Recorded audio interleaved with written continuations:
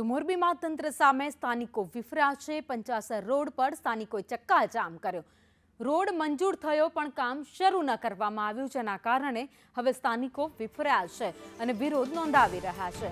શ્યામ park એક સોસાયટીમાં રસ્તો મંજૂર થઈ ગયો છે। રોડની કામગીરી શરૂ ન કરવામાં આવતા સ્થાનિકોમાં ભારોભાર રોષ છે। તાત્કાલિક રોડનું કામ શરૂ કરવામાં આવે તેવી માંગ સ્થાનિકો કરી રહ્યા છે।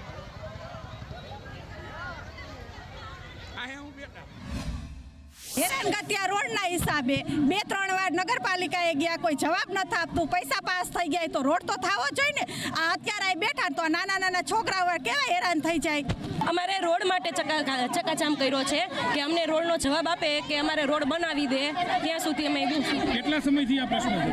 અમારે આ પ્રશ્નો તો 1 વર્ષથી છે। અમારે 1 વર્ષથી એમ કહે છે કે બનાવી દેશું, પણ શ્યામ બેનો કરી દીધો છે અને અમારો હજી નથી કરી દીધો।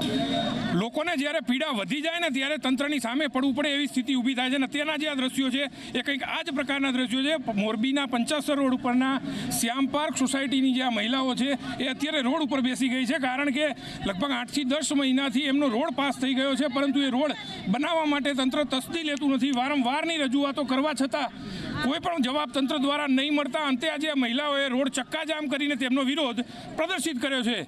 નિલેશ પટેલ, સંદેશ ન્યૂઝ, મોરબી।